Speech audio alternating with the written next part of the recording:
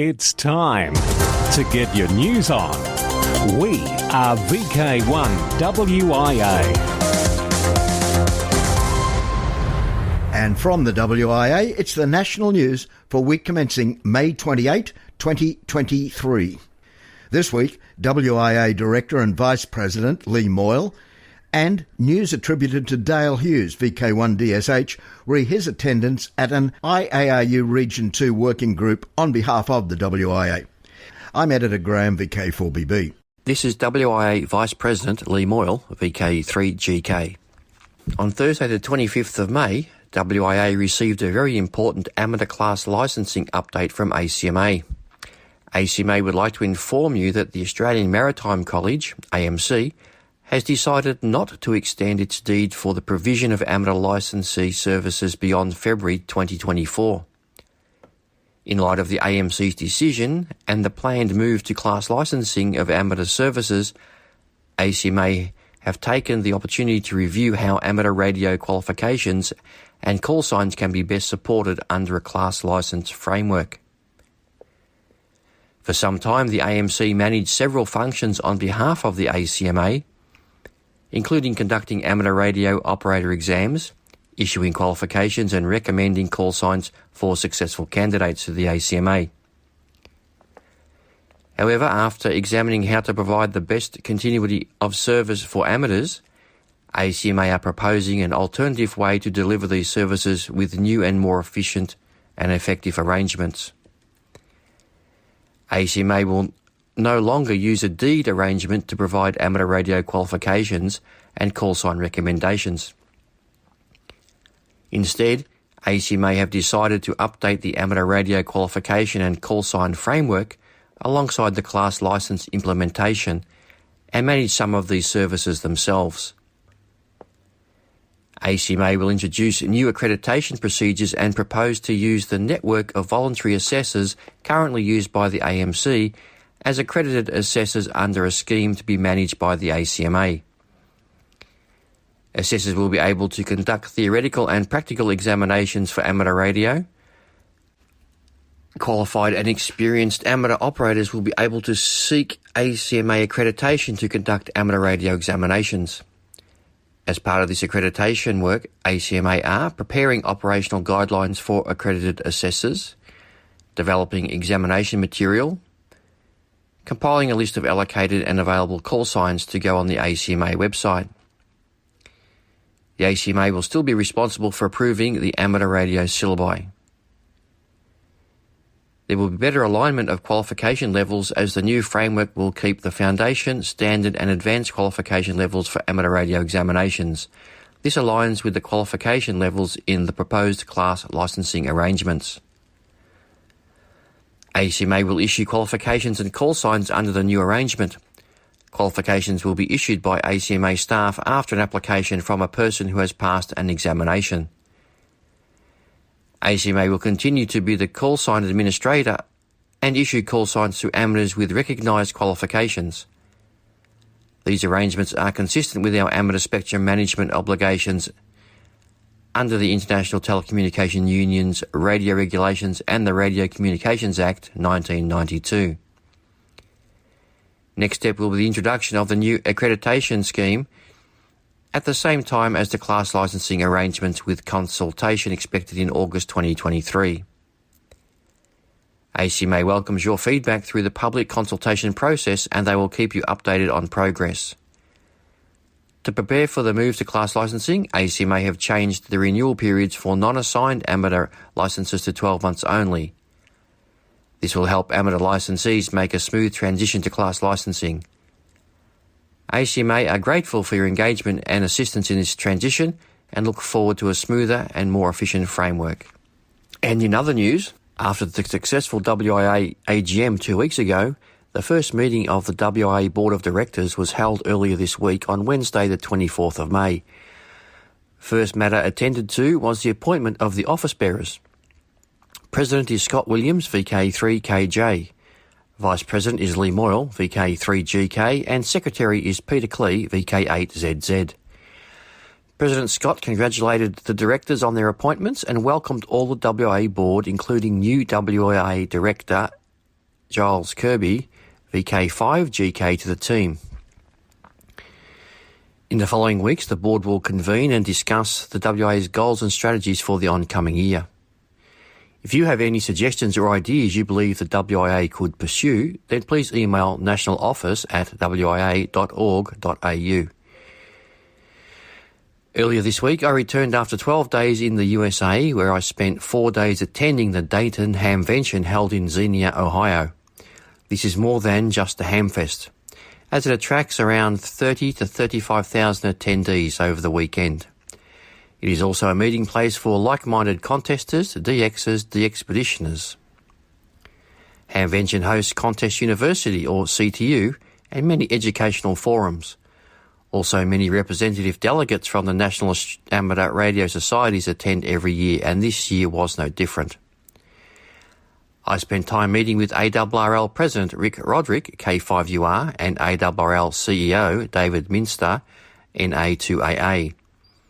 RAC President Phil McBride, VA3QR, and RAC Vice President Alan Boyd, VE3AJB, as well as IARU Region 3 Secretary Yuki Uchiyama, JH1NBN.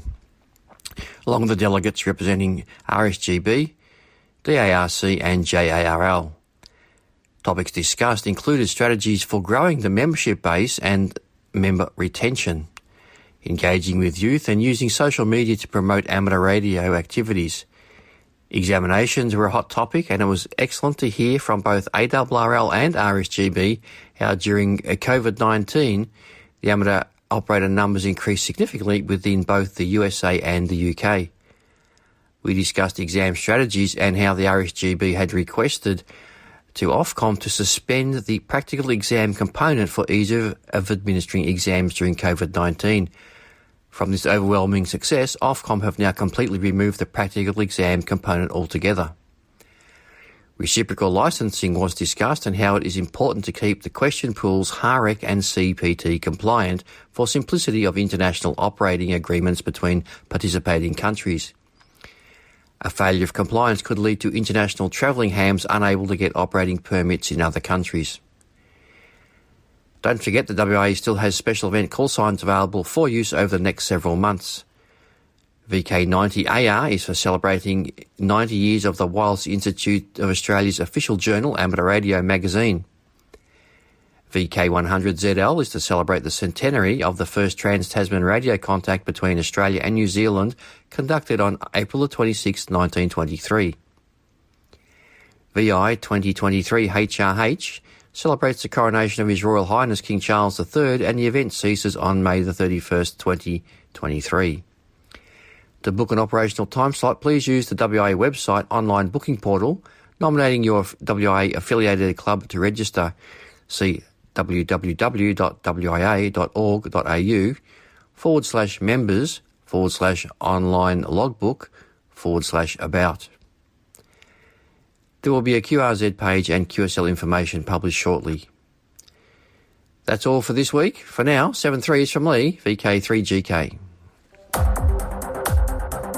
From here, there and everywhere, you've tuned to the Wireless Institute of Australia's national news service. We are VK1WIA. Now, international news with VK2LAW Jason. Hello. In news from Region 1, last year the RSGB was approached by the BBC to find experts to contribute to its planned series, The Secret Genius of Modern Life.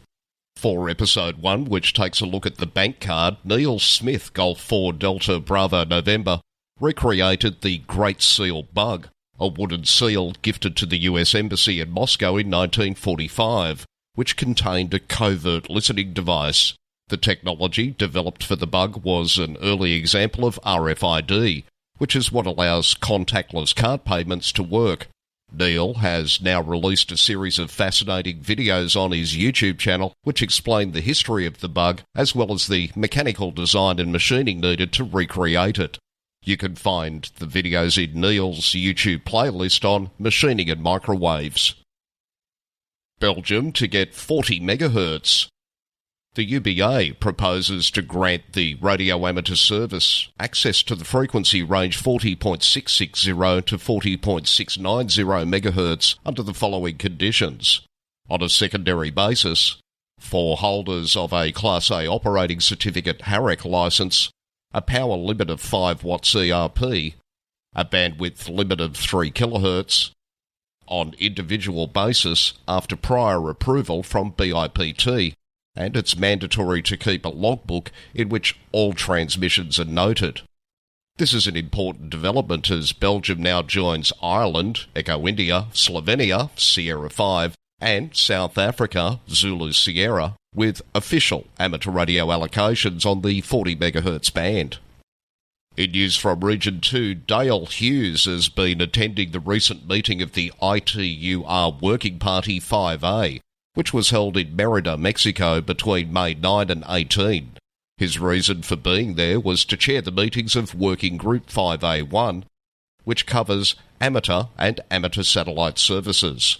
The main work during this meeting was to make progress on WRC 23 Agenda Item 9.1b, which is a review of the 1240 to 1300 MHz frequency band following a small number of interference cases from amateur transmitters to Galileo radio navigation receivers in Europe. The scope of the agenda is to study possible technical and operational measures to ensure the protection of space-to-Earth receivers from the amateur and amateur satellite services in the frequency band 1240 to 1300 MHz, without considering the removal of these amateur and amateur satellite service allocations. Dale was the sole member of the Australian delegation attending the WP5A meeting, along with about 90 other people there in person and a similar number attending via the Zoom platform, but face-to-face contact with opponents outside the usual Geneva environment has been beneficial because all in attendance have been forced to live together for a period of time. And this has meant some more personal relationships have developed along with a better understanding of the other point of view, except for the Russian Federation. All of Dale Hughes's expenses have been covered by the IARU International Secretariat. Michael Coulter, Dayton Convention's spokesman, has news of this year's Amateur of the Year. This year's Amateur of the Year is Carsten Dauer, a German who took to the airwaves to help the people of Ukraine. Carsten is an amazing individual and a very unassuming guy, Coulter said. He's taken truckloads and he collects these radios, fills big vans, and then somehow gets them near the border of Ukraine. Some places had no electricity, some places had no internet, some places had no telephone, so the only way to communicate is by radios, Dauer said. He and his family hosted refugees, but he wants to be clear. He still talks with some Russians on the radio too.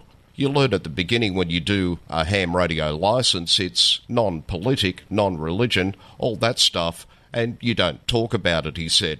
I still have Russian friends, I still talk with Russian amateur operators, and I have no problem with the people. Dauer is visiting Hamvention for the second time. He travelled there this year to accept the award and to share what he's learned since his recent mission. You can survive on 2 hours of sleep a night, Dauer said. You find out you have many friends, and this is the best hobby in the world. We are VK1WIA. Now, operational news with VK4FUQ. Felix. Hello there. The CQWWCWWPX contest is the big event and is being held over 48 hours this weekend. The aim of this WPX contest is for amateurs worldwide to contact as many other amateurs and prefixes as possible during the contest period. June 24-25 Winter VHF-UHF Field Day. 0100 hours UTC Saturday 24 to 0059 hours UTC Sunday 25. But in VK6 had 3 hours on the start and end times. June weekend prior to the second Monday of June, VK Shires. Also make a mental note that the 2023 QRP Day happens June 17. IARU HF World Championship Contest takes place the second full weekend of July, beginning 1200 hours UTC Saturday and ending 1200 hours UTC Sunday, July 8 and 9. All licensed amateurs worldwide are eligible to participate in this contest, as the objective is to contact as many other amateurs as possible, especially IAA member society HQ stations around the world, using the 160, 80, 40, 20, 15 and 10 metre bands. July 15, Trans-Tasman Low Band Contest. Held on the third weekend in July, aims to encourage low band activity between VK and ZL. 160, 80 and 40 metres are allowed, with SSB, CW and digital, RTTY or PSK. August 12 and 13, Remembrance Day Contest. This contest commemorates the amateurs who died during World War II and is designed to encourage friendly participation and help improve the operating skills of participants. August 26-27, Alara Contest. All licensed operators throughout the world are invited to participate. Scout and Girl Guide groups are encouraged to participate using their club's equipment and call sign. YLs work everyone. OMs work YLs only. DX Window. QRZ.com. QRZ.com is a website that lists almost all amateur radio call signs in the world, and was founded 30 years ago by its president, Fred Lloyd, AA7BQ. It's a great tool for finding QSL routes, special band stations, and the like. It is a small business run by hams. QRZ.com have been running an online logbook for the past 8 years, and have announced a special award to celebrate their 30th anniversary, and is one of many available to their logbook users. All the details are on QRZ.com. Listen for Vincent, HB9VCJ, using the call sign 8Q7BJ from the Maldives. IOTA number AS013. From May 20th to June the 4th. His QRP operation will be SSB and various digital modes on 40 to 6 metres, and FM on 10 metres. QSL instructions are on QRZ.com. Ivan, YT4RA/IB3CTS, and his brother Goran, YT7AW/SA7DXR, will be operating from Malta, IOTA number EU023, from the 24th to the 29th of May, with their biggest activity to be during the CQ-WW-WPX-CW contest. They plan to use the call sign 9H6WPX, QSL for LOTW. For VK1WIA National News, I'm Felix, VK4FUQ Edingham. Across Australia from VK1WIA, you're tuned to the WIA National News Service. In Melbourne, it can be heard on VK3RML 146.7 MHz at 10:30am and 8pm. I'm Peter, VK3YE. G'day all, Bob VK2ADF here on behalf of the WIA Amateur Radio Club. We're pleased to announce the commissioning of our new repeater, soon to be linked to our repeater network. The new repeater is located at Conopera Hill, which is west of a township called Rankin Springs. This repeater will provide coverage north to Lake Ageligo, south to Narrandera, east to West Wyalong and west to Hay. Future plans include a repeater that will be located at Cookadinya, just north of Holbrook, and will hopefully provide coverage from Wagga in the north to Albury in the south, west to Urana, and may stretch as far as the ACT in the east. Both of these repeaters will be linked to our network and provide coverage over a good part of southern New South Wales, arguably the largest repeater link network in New South Wales and perhaps Australia. If you're travelling through the Riverina, put a call out on one of our many repeaters. Remember, all our repeaters require 91.5 Hz tone, and for more information, point your browser to allthews.warc.org.au. This has been Bob, VK2ADF, on behalf of the WIA Amateur Radio Club. This is VK1WIA. All points of contacts from today's news stories are to be found in print, when you read the web editions, www.wia.org.au.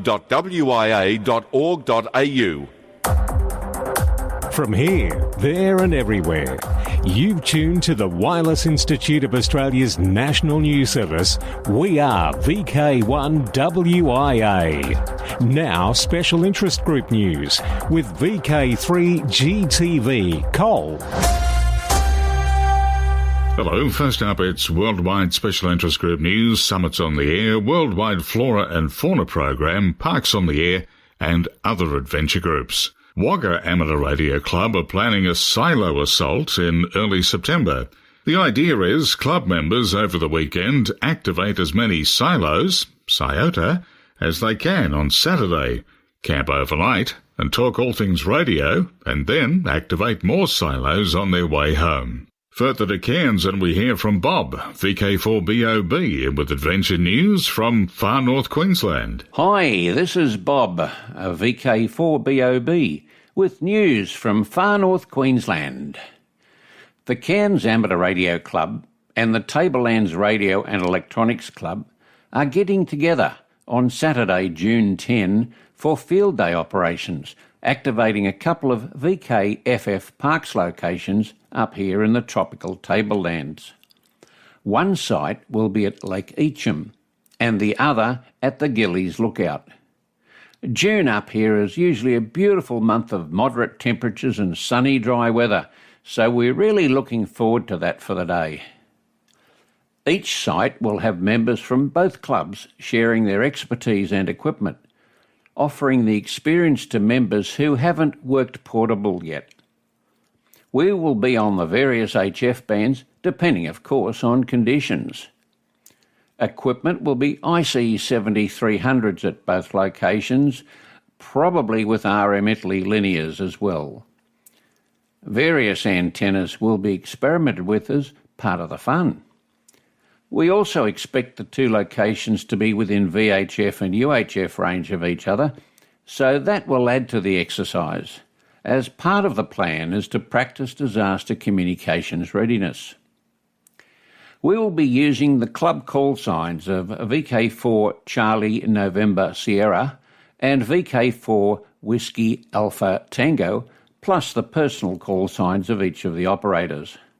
Keep an ear out for us on Saturday, June 10. Swing your beams northwards and keep an eye on the VKFF Facebook page for the latest info. Thanks, Bob. Up next, it's Worldwide Special Interest Group CW. VK6PZT plays Morse hard. Yep, Richard, VK6PZT, will be appearing on Hard Quiz next Wednesday, the 31st of May at 8 p.m. on ABC TV. His topic is Morse code, and he thought a few WIA National News listeners could have a laugh when he has a crack at the big brass mug. Some background as why Richard would stand a good chance. As part of his journey learning CW, he's been learning heaps about the code, Samuel Morse, and the development of the telegraph, and essentially all things Morse code related. So tune in next Wednesday to Hard Quiz. New Zealand Straight Key Night, Winter Edition, will be held on Sunday the 11th of June from 8 p.m. to 9 p.m. New Zealand time on 80 metres. SKN honours the original amateur radio mode in an easy-going style. Operators send signal reports, name, location, type of key, type of transmitter and power output. Stations are limited to 100 watts output power. SKN is not a contest, but the operator who gets the most votes for the quality of their sending will win the Bruce Scale Best Fist Award. The certificate honours Bruce, ZL1BWG, a dedicated supporter of SKN who died last December. Worldwide Special Interest Group's Final Frontier. The second ever private astronaut mission to the International Space Station crew includes 3 licensed amateurs: John Shovner, KO4MJC, Ali Akani, 7Z1AJ, and Rihanna Banawi, 7Z1RB. The mission will spend 8 days docked to the ISS. During their stay, the amateurs on the AX2 crew will attempt several ARIS contacts and may possibly offer opportunities for general amateur QSOs with the ISS. AX2 is also groundbreaking. Two of the mission's crew members, Banawi and El-Khani, will become the first Saudi Arabians to visit the ISS. Banawi will be the first Saudi woman ever to reach space. The other crew member is former NASA astronaut Peggy Whitson, who now works for Axiom and will command the mission. Whitson has racked up 665 days off Earth, more than any other American and any other woman. NASA currently requires that all private astronaut flights to the ISS be led by a former agency astronaut. China's secretive space plane may have performed multiple recaptures of an object it released into orbit during its recently completed second flight as part of on-orbit testing. Private firm Leo Labs, which provides space situational awareness data through its global network of radars for tracking objects in low Earth orbit, said its analysis found evidence of what appeared to be at least 2 and possibly 3 captured docking operations with a co-orbiting object. The exploration of the Moon is experiencing a renaissance, with numerous missions planned to visit the lunar surface in the coming years. While there are various motivations for these missions, such as geopolitical interests and the search for lunar resources, the field of astronomy is expected to greatly benefit from this renewed focus on the Moon. One significant advantage is the lunar far side, which provides a radio-quiet environment shielded from human-generated radio signals and solar interference. This makes it an ideal location for radio astronomy.